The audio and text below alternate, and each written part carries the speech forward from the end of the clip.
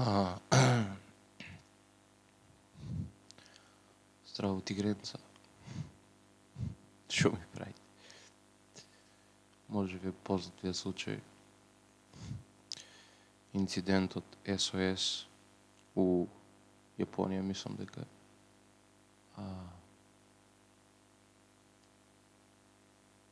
го имам гледано видео таму, пак сакам да го изгледам. Ти е много кул. Сработа за хайкерс, ние што одат на као, например, сакат да прошетат у природа по некои редишта, такви работи и се изгубиле. Се изгубиле, да, и не можеле у некоја шума, нели? И не можеле да испаднат. И полицијата со хеликоптер нашле еден знак СОС и тоа е и помислили дека од нима нема врска, бил сосема друг човек, што бил повреден. И е многу, што вика unsolved mystery, многу е, стварно е чудно, што изгледаме, па гледално имам пачко изгледаме. Многу кул видео е.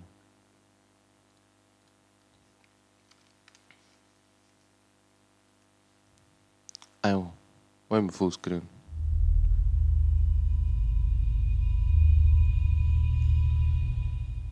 After a year like 2020, the idea of taking a nice hike and getting away from it all has definitely been an enticing prospect. But after looking into today's topic, I sort of have mixed feelings. And as I'm sure many of you know, countless hikers go missing in a wide variety of bizarre and mysterious circumstances. Not to deter you from taking that hike, as we all know Mother Nature can be unforgiving.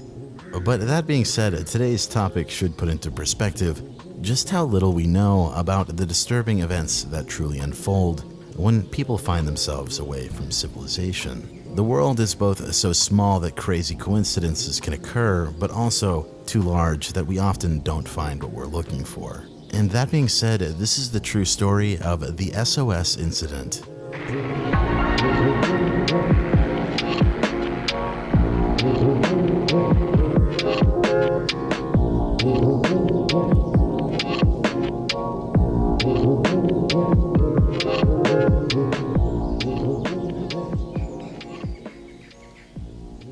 On July 24th, 1989, two men had gone missing from Daisetsuan National Park in Japan. And shortly after, the search had begun, spanning the area surrounding Mount Asaidake, and a helicopter had begun searching throughout the day. As the day had come to a close, out of the corner of their eye, the rescue crew had noticed something down below. If it wasn't apparent from... Ево го знакот.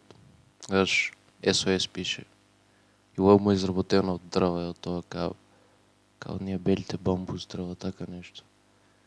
Финтата што човекот што направил ова не били тие двајцата, него тие што бил еден, тие човек сам што бил повреден. Не знам што и има аудиотейпс како се снима и бара помош и многу е. Стварно не знам. Јако е. The footage already, there was an SOS signal that was visible from the sky, measuring in at 18 meters in length and 5 meters tall, made out of various precisely cut birch trees. This sign was found about 4 kilometers south of the summit of Mount Asaidake, where there was no trail and people rarely ever veered towards that location. Seeing this as a clear call for help, the local police landed and patrolled the area in order to investigate, and as it would turn out, just a kilometer or so north, the hikers ended up walking out of the woods and were rescued. Shortly after, almost everything was back to normal, and when the hikers were debriefed on the situation, they had been told had it not been for that SOS sign, rescuing them would have been a hell of a lot. You both are lucky we saw your SOS sign и сега, као му го рекла полицијата, они не знаели што е суштината со ова прашање, но што му кажале не прашање. Али они немале поима што е тоа, од кој е тоа, од ним не е. More difficult. When the hikers were told this, they were puzzled because they had never created any SOS sign. In fact, they had no idea what the police were even talking about, making their initial rescue an insane coincidence that would lead investigators down an entirely separate mystery. Because if they never made that sign, who did?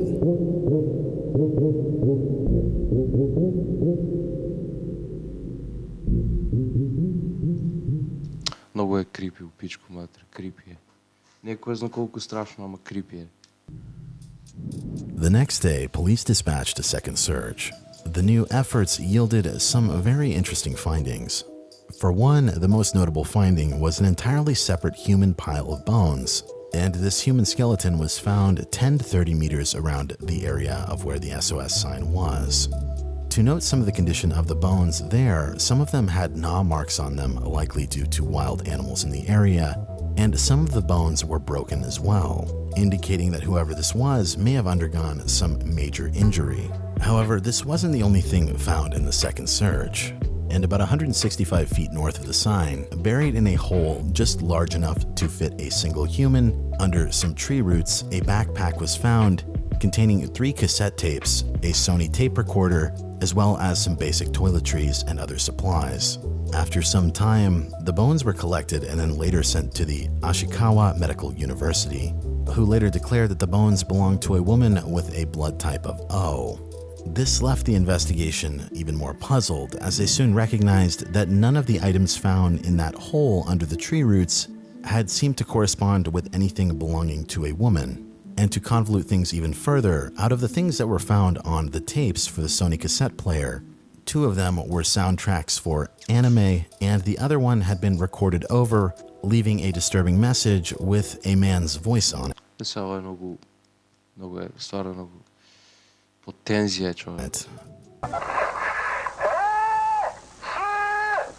Спорува на кинески, мислам. Да, на кинески спорува. Бара помощ на СОС.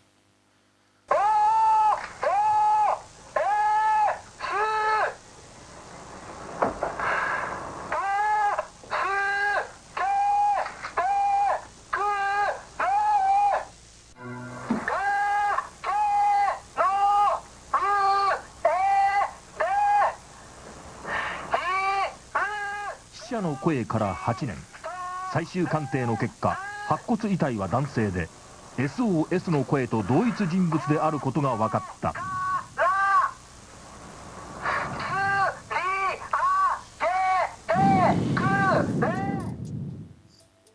Now, what's apparent here is that this person is calling for help, and the literal translation reads, "I can't move, I'm on the cliff. SOS, help me. I can't move on the cliff. SOS, help me. The place is where I met the first helicopter. I can't go up deeply, Sasa. Lift me up from here." Now, I apologize if the translation is a bit rough. However, this person appears to be calling for help on a cliff. And in case you're unfamiliar with what Sasa is, it is a type of dense bamboo.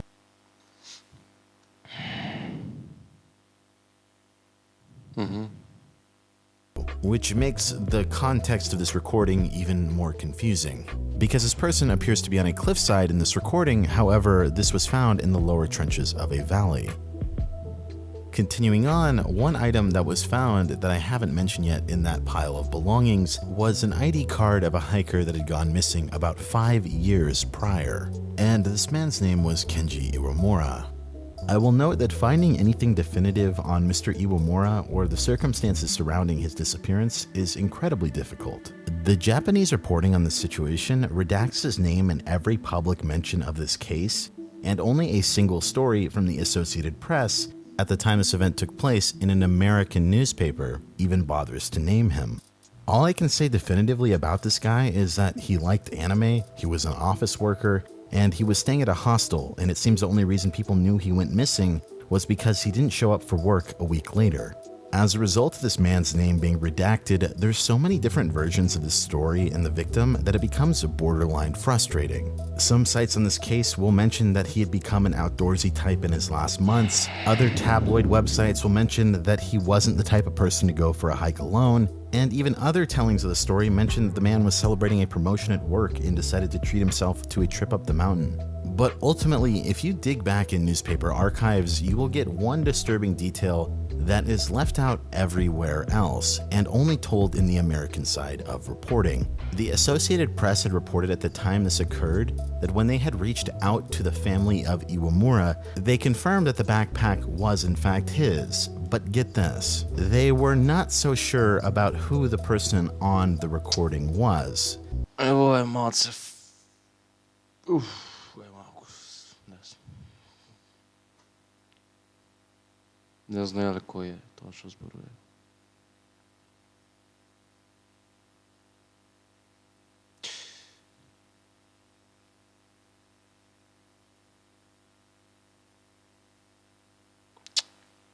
Pičku mater, mnogo je zajebano ovo. And they could not say that that was their son.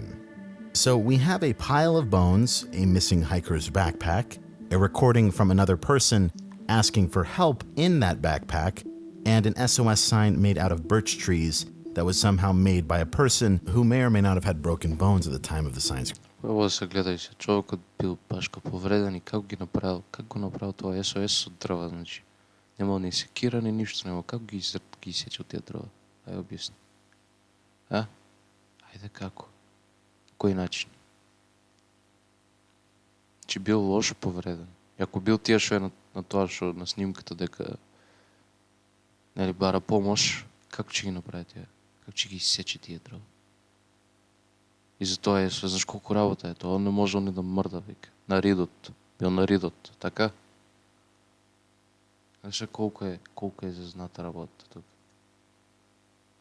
Creation. Not to mention these trees were cut, however, there was no axe or anything of the sort that could be found in the local area. So naturally you have to ask, what the hell happened on this mountainside?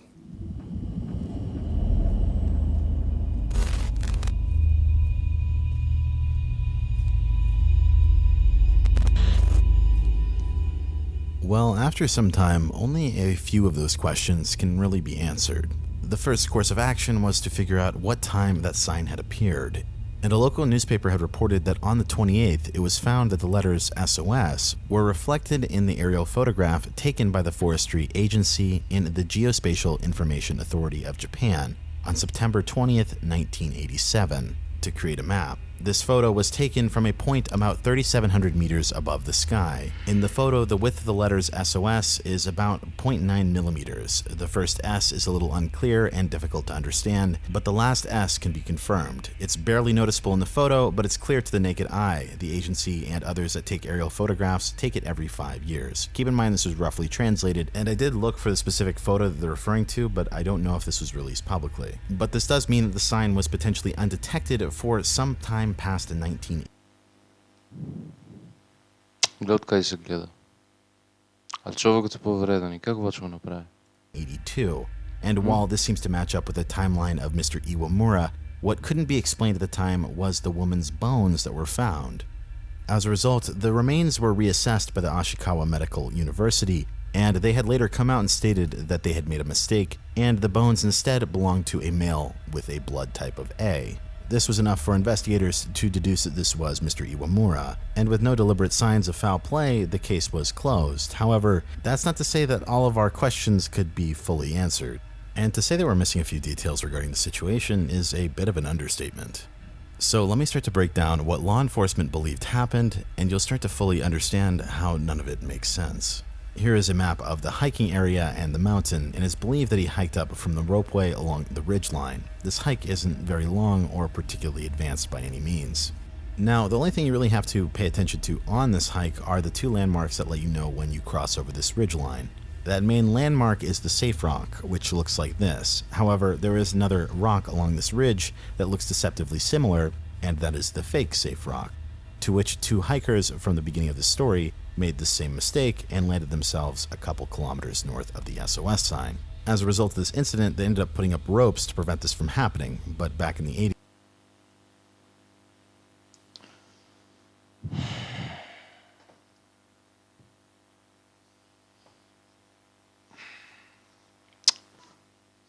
Мистерия, обичко. Много е тежко да се реши в случай.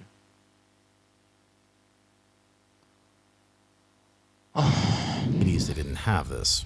However, our guy is believed to have taken the wrong safe rock as well and trekked along the hill haphazardly until he wandered sometime down into the marsh. And based on my look on the Japanese discussions on this topic, many people are quick to point out that had he simply followed the river and walked along the edges, he was only about 9 or so miles away from civilization. The terrain definitely wasn't the easiest, and it's definitely someplace that people can get lost. However, the fact that he decided to dedicate his time and energy to cutting down trees is another mystery, especially when you factor the geography here really only gave him one direction that he could head, and that was downhill. But I digress, and now that you sort of have a lay of the land, we can start to get into the nitty-gritty in regards to the rest of the bizarre details of this case.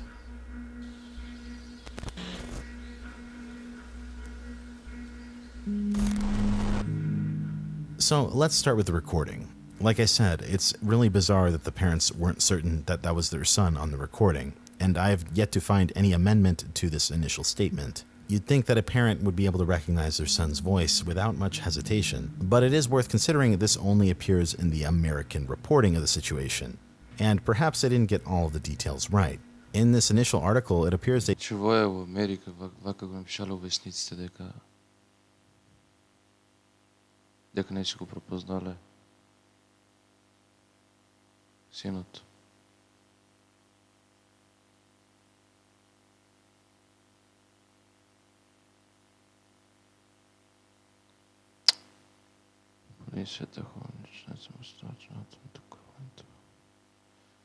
Не знам, вая ти треба много ум за това. they didn't even get his age right. However, I will note, it is actually quite common for initial reports on subject matter to get the age wrong, because everyone is rushing. А може и нещо покриено е. Не знам що се дешава. Може и да е покриено нещо. Ако е покриено, ще има теоретски шанси да се покрие случай, ако.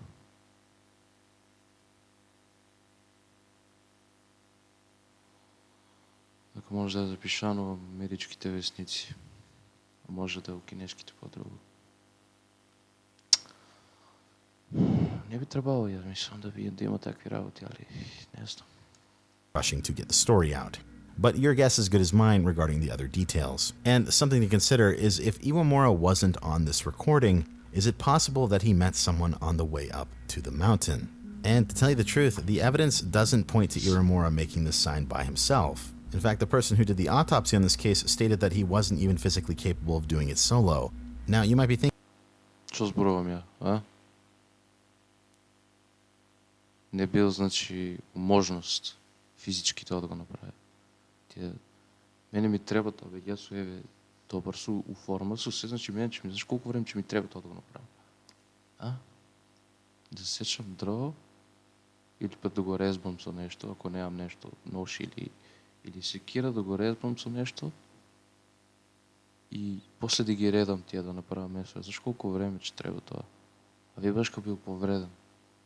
Не бил у физичка добър състојба, здрава състојба, за да го направи тия знак. Нещо тук нема смисъл, не знам що е. Значи вика, based on the autopsy and scar analysis of the corpse, the forensic doctor and the police made this analysis and judgment. Мората с боди стиненто и гледаш слаба снага, нема ячина и нема ни мускул, гледаш опиша with underdeveloped muscle tissue, значи нема доволно мускул за да направи. Judging by this size, cutting, processing and dragging less than 8 дрова, 8 trees is already the limit of physical strength. Що е границата. И сега стварно е чудно. Стварно е чудно. И още вика unsolved, мистер, до ден днеска, значи не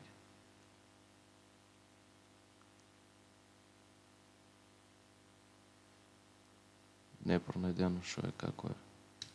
Thinking, well, aren't birch trees super flimsy? And not exactly. I selected this video to show you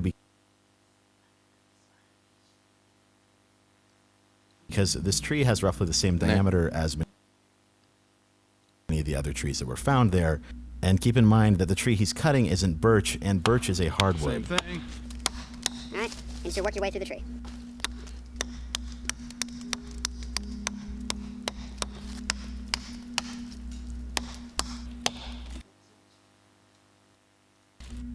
And I already mentioned this, but he never brought an axe with him or a knife, so it wasn't even fully clear how 19 birch trees were chopped and moved 100 meters into the clearing.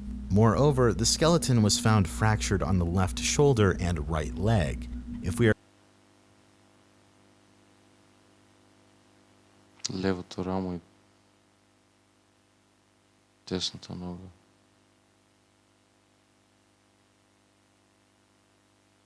Че бил доста повреден.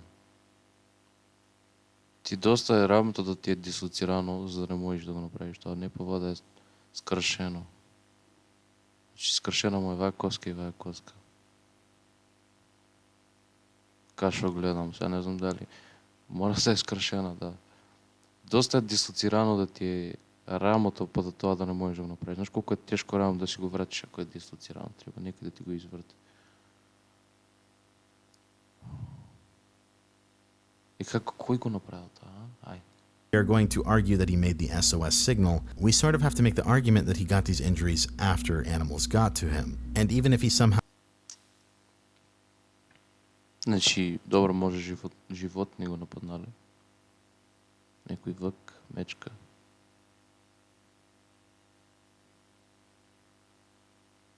Шо знам, не знам. managed to do this while injured, where did the axe come from, what happened to it, and why wasn't it found with his belongings? I will note no other records show he was with anyone during any of his travels, and no other reported persons went missing in the park during this time. But that's not to say something like this couldn't go unreported. And furthermore, you have to ask, if this guy had the strength to build an SOS sign, why wasn't he able to go down the mountain? Like I said, this area isn't super remote. In fact, where he was located basically only gave him the option to follow the river that leads directly to civilization at around 8.5 miles or so. Now, once again, you could say that he had broken bones so he couldn't go down the river, and while I totally understand that people with their life at risk probably aren't going to be thinking 100% clearly, the fact that police closed Можел да се пушта по водата и да го отнесе в водата. Ама много голем рижги, не знае кај оде. Оти пази, коските му биде скрашени, рамото лево, десната нога. И няма друг избор тук. Може да се пуштиш по водата да водиш, да те отнесе къде ще те отнесе.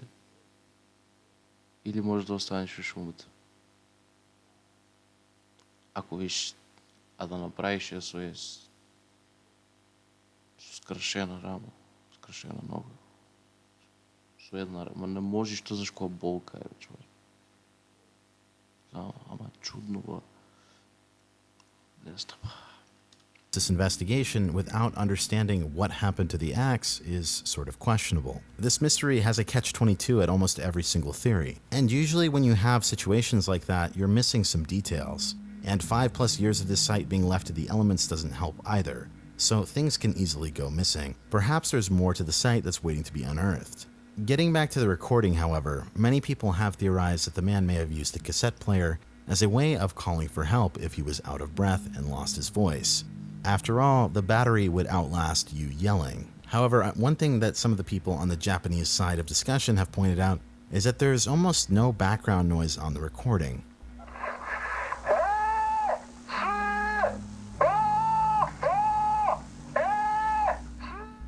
You would assume that someone yelling Че няма позади никаква позадина, освен само ще се дире. Той е тия дел, що е чуден и не може да се... Няма значи къде, у кое место е някой ветър да дува нещо. Background noise, няма нищо. Yelling for help on a cliffside might result in a little bit more reverb or wind or even the helicopter that he's referring to in the background, but there really isn't anything of the sort. Speaking of that helicopter mentioned in the recording, it does appear that police searched for Iwamura, and as far as the recording also mentioning Sasa, that can be found growing sideways along the improper trail with the fake rock.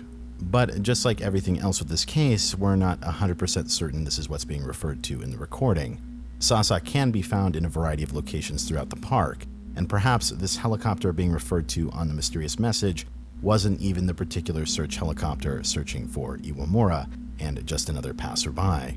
I can imagine that if you were stranded out in the middle of nowhere and you saw a helicopter, you'd probably have proper bias to think that that was coming to look for you. So once again, it's hard to be sure. What I can say for certain about this topic is that it really leaves a lot of room for interpretation. А тук има човек. Дали го гледате? Това е човек тук. Дали го гледате това тук? Това е тук човек. Тук го снима. Ако го немат видено човекот. Ой, оби си се, брат. Това е човек тук шумавца. И той го имам видено в коментарите, го имам прочитано. Гледайте that it really leaves a lot of room for interpretation. And I'd love to know what you guys have to say down in the leaves a lot of room for Evo го човек от мафта. interpretation. Evo го човек како мафта. And I'd love to know what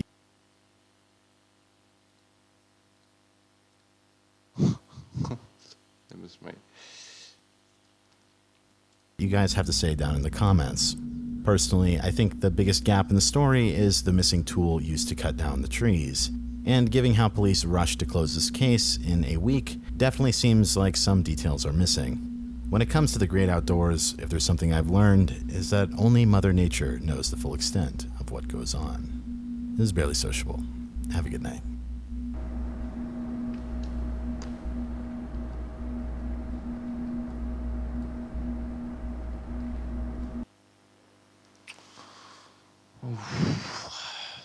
Втор път го гледам. Още е чудно.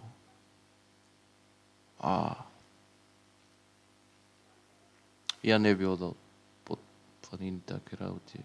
Посебно у земја кај Јапонија, шо е. Не дека се плашам, не дека, али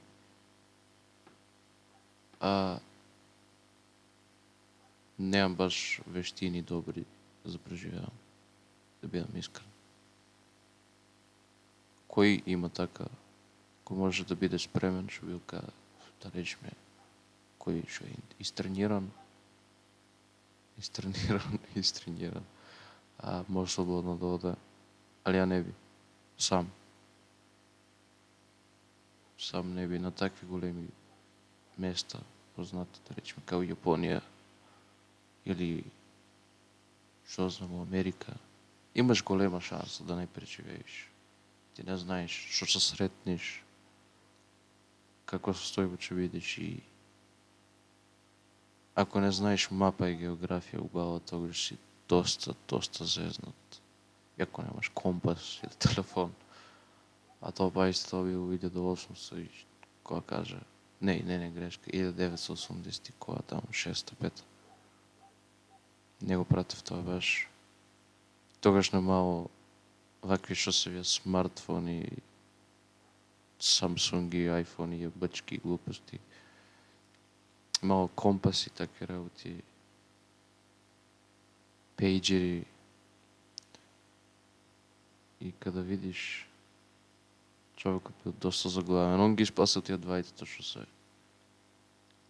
Што биле изгубени, тргнале, а тие не го направиле знакот. И фактички он успеал да ги спасе. Уште чудно, уште е мистеријата дали он тоа го направил, ти он бил повреден. Кратки црти, тоа беше тоа. Фала што гледате. Со вас беше Чери.